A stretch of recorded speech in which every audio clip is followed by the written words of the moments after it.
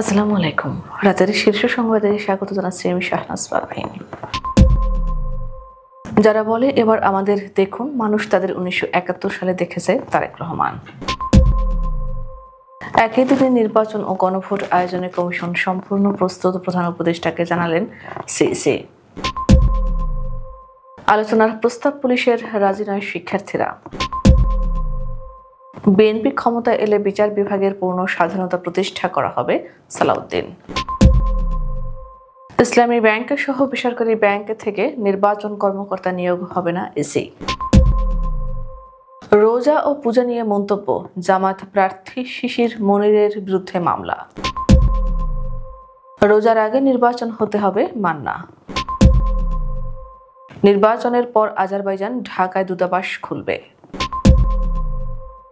BNP নেতা পিন্টুকে পরিকল্পিতভাবে হত্যা করা হয়েছে। প্রেস ক্লাবের সাবেক সভাপতি শওকত মাহমুদ গ্রেফতার। বাড়ল ভোজ্য তেলের দাম, সোমবার থেকেই কার্যকর। দিনাজপুরের হিলি বন্দর দিয়ে ফের পেঁয়াজ আমদানি শুরু।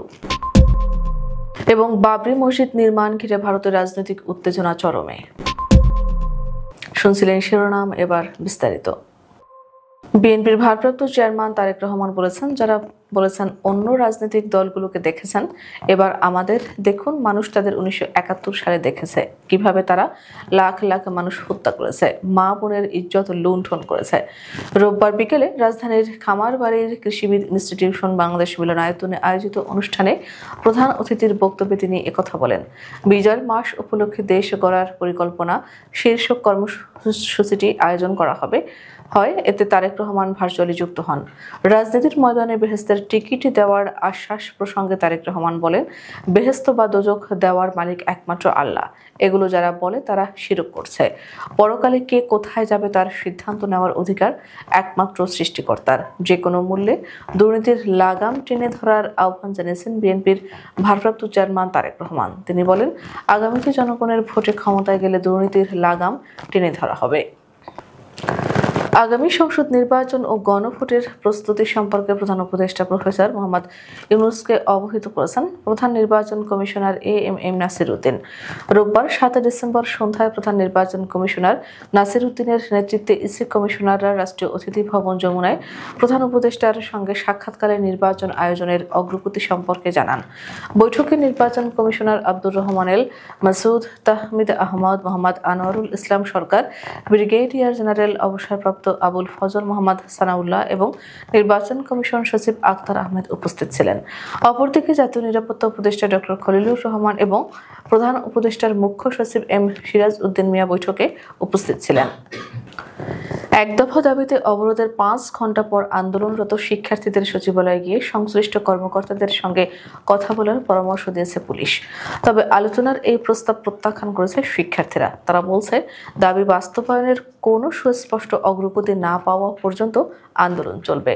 রোববার ঢাকা মহানগর পুলিশের রমনা বিভাগের উপপুলিশ কমিশনার মাসুদ আলম জানান, শিক্ষার্থীরা চাইলে সরাসরি সচিবালয়ে গিয়ে সংশ্লিষ্ট সচিবদের সঙ্গে কথা বলে নিজেদের দাবি দেওয়ার সর্বশেষ আপডেট নিতে পারে।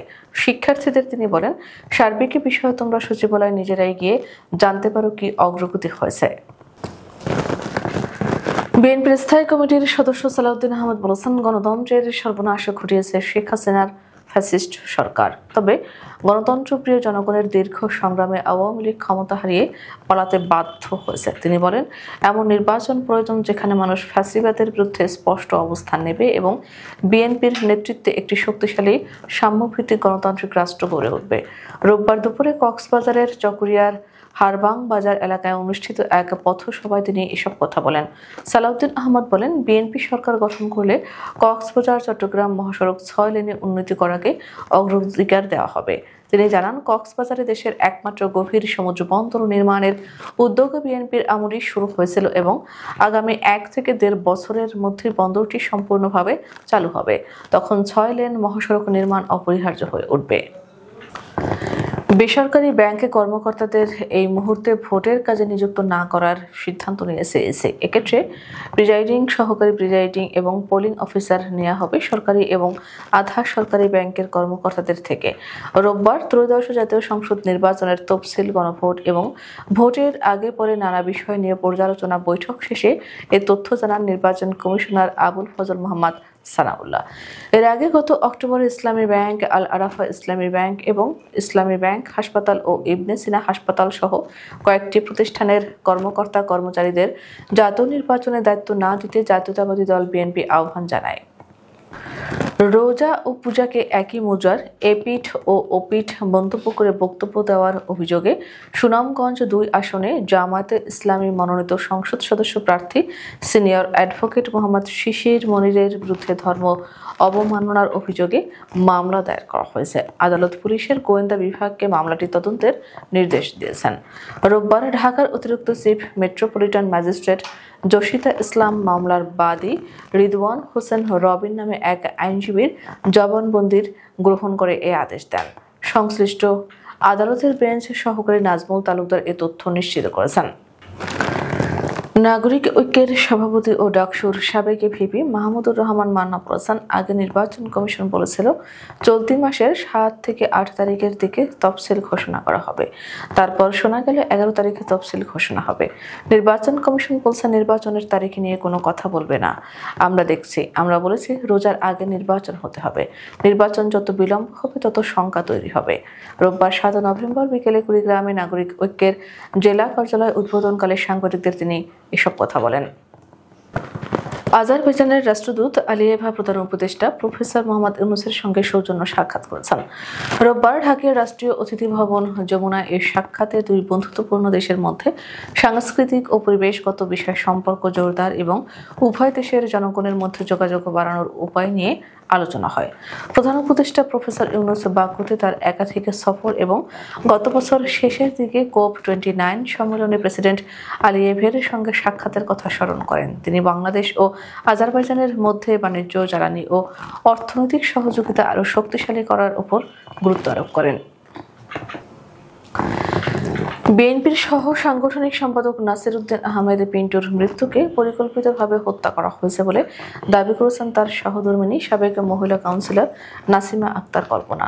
রোববার জাতীয় প্রেস ক্লাবের শহীদ পিন্টু স্মৃতি সংসদ আয়োজিত প্রতিবাদ সভায় তিনি এ অভিযোগ করেন। এছাড়া পিলখানা হত্যাকাণ্ড ও ৫৭ সেনা কর্মকর্তার নির্মম হত্যার মামলায় স্বাধীন তদন্ত কমিশনের প্রতিবেদনে সংশ্লিষ্ট পুলিশ কর্মকর্তাদের নাম প্রকাশের পর তিনি আইজিপি বাহারুল আলমকে অবিলম্বে অপসারণ ও দৃষ্টান্তমূলক শাস্তির দাবি জানান। নাসিমা আক্তার কল্পনা বলেন, আমি বহুবার বলেছি আমার স্বামীকে হত্যা করা হয়েছে। স্বাধীন তদন্ত কমিশন এখন প্রমাণ করেছে যে এটি ছিল পরিকল্পিত হত্যাকাণ্ড। জনতা পার্টি বাংলাদেশের মহাসচিব ও জাতীয় প্রেস ক্লাবের সাবেক সভাপতি শওকত মাহমুদকে গ্রেপ্তার করা হয়েছে। রোববার বিকেলে নিজ বাসার সামনে থেকে তাকে আটক করে ডিবি পুলিশ। ডিবি প্রধান শফিকুল ইসলাম গণমাধ্যমকে তথ্য নিশ্চিত করে বলেন, পুরনো একটি মামলায় তাকে গ্রেপ্তার করা হয়েছে। ডিএমপির গণমাধ্যম ও জনসংযোগ বিভাগের উপকমিশনার মোহাম্মদ তালেবুর রহমান বলেন, শওকত মাহমুদকে কোথা থেকে কোন মামলায় আটক করা হয়েছে তা একটু পর বিস্তারিত জানানো হবে। গত এপ্রিলে জনতা পার্টি বাংলাদেশ নামে নতুন একটি রাজনৈতিক দল আত্মপ্রকাশ করে। দলটির চেয়ারম্যান চিত্রনায়ক ইলিয়াস কাঞ্চন, মহাসচিব শওকত মাহমুদ। দেশের বাজারে বাড়ল ভোজ্য তেলের দাম। লিটারে ৬ টাকা বাড়িয়ে প্রতি লিটার বোতলজাত সয়াবিনের দাম ১৯৫ টাকা নির্ধারণ করা হয়েছে। পাশাপাশি বোতলজাত ৫ লিটার সয়াবিনের দাম ৯৫৫ টাকা, খোলা সয়াবিন প্রতি লিটার ১৭৬ টাকা ও প্রতি লিটার পাম তেলের দাম নির্ধারণ করা হয়েছে ১৬৬ টাকা। রোববার সন্ধ্যায় এক বিজ্ঞপ্তিতে তেলের দাম বাড়ানোর ঘোষণা দেয় Bangladesh vegetable oil refiners and Vanaspati manufacturers association. নতুন এই দর সোমবার থেকেই কার্যকর হবে। দীর্ঘ ৩ মাসের বেশি সময় বন্ধের পর দিনাজপুরের হিলি স্থলবন্দর দিয়ে ফের শুরু হয়েছে ভারত থেকে পেঁয়াজ আমদানি। রোববার বিকেল ৪টায় ভারত থেকে পেঁয়াজ বোঝাই একটি ট্রাক বন্দরে প্রবেশ করে। রকি ট্রেডার্স নামের একটি আমদানিকারক প্রতিষ্ঠানের ৩০ টন পেঁয়াজ হিলি বন্দরে প্রবেশ করে। এসব পেঁয়াজ ভারতের বিভিন্ন মধ্যপ্রদেশ থেকে আমদানি হয়েছে। আমদানিকারক প্রতিষ্ঠানের প্রতিনিধি রকি জানান, ভারত থেকে প্রতি টন পেঁয়াজ $২৪৫ মার্কিন আমদানি হচ্ছে। আমদানিকৃত এসব পেঁয়াজ 50 থেকে 55 টাকার মধ্যে বিক্রি হবে।